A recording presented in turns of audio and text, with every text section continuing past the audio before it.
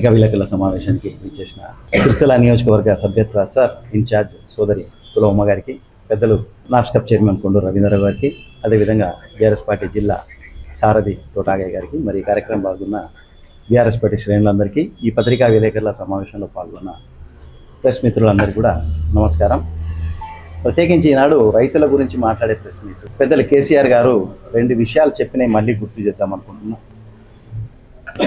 BRS party అధికారంలోకి వచ్చిందే sir చెప్పింది ఏంటంటే, రైతేడ్చిన రాజ్యం ఎద్దేడ్చిన వ్యవసాయం బాగుపడదని, దాన్ని దృష్టిలో పెట్టుకుని రైతులను ఏ విధంగా అప్రమత్తం చేయాలి, వ్యవసాయ పెట్టుబడులను ఏ విధంగా పెంచాలి, వ్యవసాయ పంటలు ఏ విధంగా పెంచాలనే దాన్ని ప్రధానంగా తీసుకుని ఉన్నారు.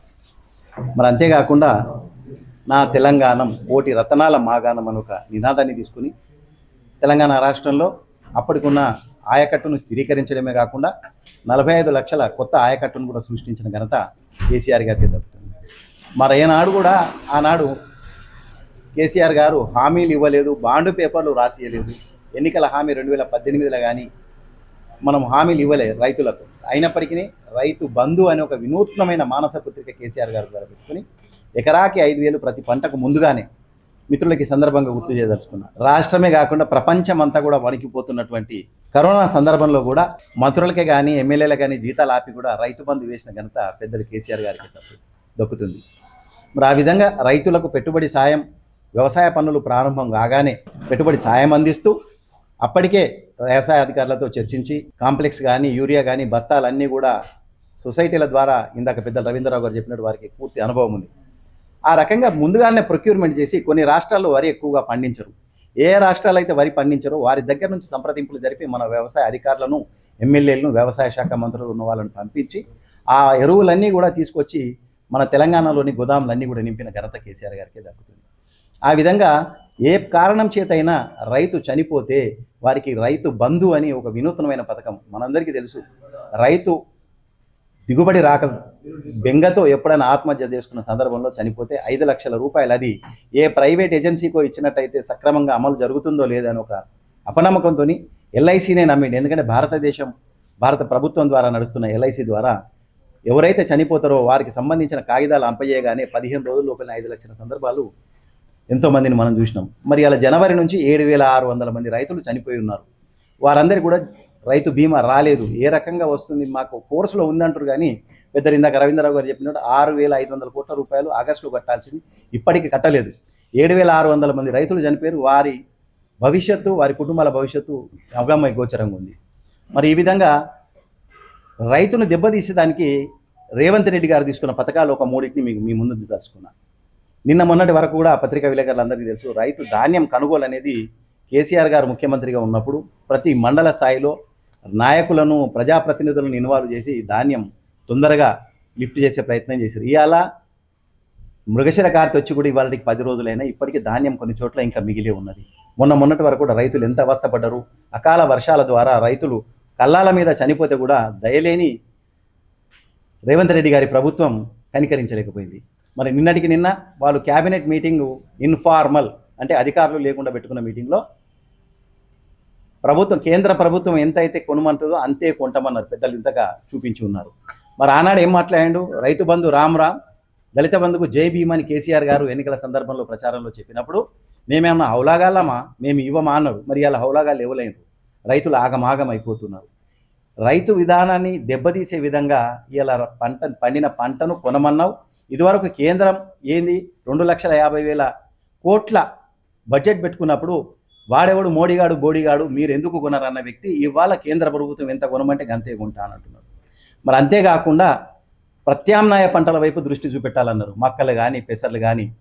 మరి ఇవాళ ప్రత్యామ్నాయ పంటలు ఇవి కూడా కొనడానికి కేంద్ర ప్రభుత్వం అంగీకరించదు. అంటే రైతులు ఎవరైతే ప్రత్యామ్నాయ పంటలు, దినుసులు ఎవరైనా పండించినట్టయితే రాష్ట్ర ప్రభుత్వం కొనదని తెల్లంగా చెప్పినట్టే రైతాంగం ఈ విషయాన్ని గమనించాల్సిందిగా ఉంది.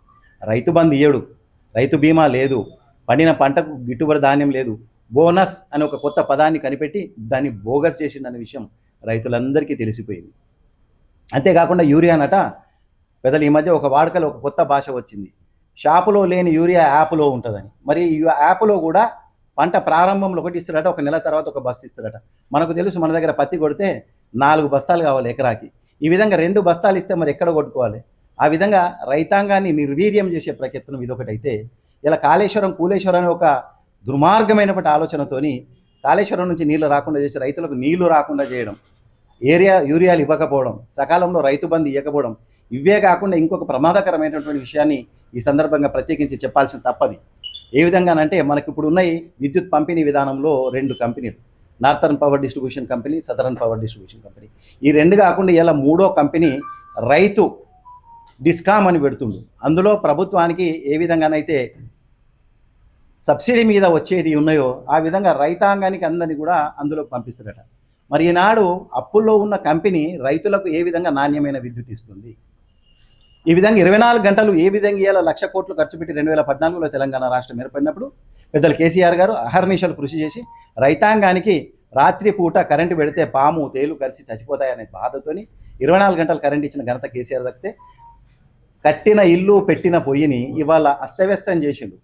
మీరు ఒక్కసారి పాత మాటలు గుర్తు తెచ్చుకుంటే, ఈయన పీసీసీ అధ్యక్షుడిగా అమెరికా వెళ్ళినప్పుడు రైతులకు 3 గంటల విద్యుత్ ఇస్తే సరిపోతుందని అన్నాడు. మరి అదేవిధంగా మొన్నటికి మొన్న రైతు డిస్కామ్ హియరింగ్లో ఈఆర్సీ దగ్గర రైతు కమిషన్ చైర్మన్ కోదండరెడ్డి గారు స్వపారమైన అనుభవం వ్యక్తి అని గౌరవించాల్సిన పెద్దగారుగా మనకి మనమైతుంది. మరి వారేమన్నారు 3 గంటల విద్యుత్ ఇస్తే సరిపోతుందంటారు.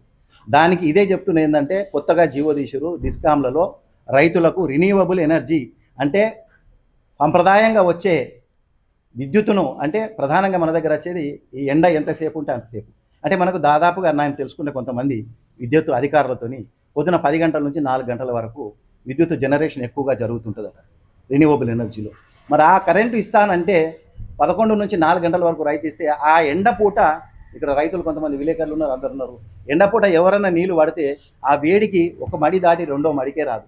మరి అట్లాంటి విద్యుత్తునిచ్చి రైతాంగాన్ని ఒక్క రకంగా కాదు పరి విధాలుగా వేధించి రైతు అనేటోని నడ్డి విరిచి ఆనందపదే రేవంత్ రెడ్డి గారిని ఇంటికి పంపే సమయం ఆసన్నమైంది. బీఆర్ఎస్ పార్టీ ఈ విధమైన సమావేశాలే కాకుండా రైతులను సన్నద్ధపరిచేది, వారిని రైతులు ఎక్కడ కర్ర కాస వాత పెడతారో మనం చూస్తుంటాం, చుట్ట పెట్టుకొని కాలుస్తుంటాడు ఆ పెద్దన్న. ఎక్కడైతే వారికి కోపం వస్తుందో అది తిరిగేసి ఎక్కడ కాలువలను కాలుస్తారు. అంతవరకు రైతులను ఎడ్యుకేట్ చేసి ఈ సమస్యలను, రైతాంగాన్ని, భారతదేశం ఏదైతే ఉందో వ్యవసాయ ప్రధానమైనటువంటి దేశం, మిగతా వాటన్నిటి కూడా ప్రధానంగా ఎక్కువ మందికి వ్యవసాయమే ఉపాధి కల్పిస్తుంది. మరి అట్లాంటి ఆ రంగాన్ని కనుక నిర్వీర్యం చేసినట్టయితే నిరుద్యోగిత కూడా పెరుగుతుంది. కాబట్టి రైతులను చైతన్యం చేయాలి. రేవంత్ రెడ్డి మెడలు వంచి కరెంటు తీసుకోవాలి, యూరియా తీసుకోవాలి, రైతు బంధు తీసుకోవాలి, రైతు బీమా తీసుకోవాలి, ఇవన్నిటి పట్ల పోరాటం చేయాల్సిన సమయం ఆసన్నమైందని తెలియజేసుకు, రైతాంగం కూడా అప్రమత్తం ఉండి ప్రతి చోట చర్చ పెట్టాలి. పొద్దున్న టీ తాగే కాడ కానీ ఎక్కడ కానీ రేవంత్ రెడ్డి చేస్తున్న అకృత్యాలను ప్రజలందరికీ తెలియజెప్పాలి, రైతులందరికీ తెలియజెప్పే బాధ్యత కూడా బీఆర్ఎస్ పార్టీ తీసుకుంటుందని తెలియజేసుకుంటూ, నాకు అవకాశం ఇచ్చిన పెద్దలందరికీ కూడా నమస్కారాలు తెలియజేసుకుంటూ సెలవు తీసుకుంటున్నాను. జై తెలంగాణ.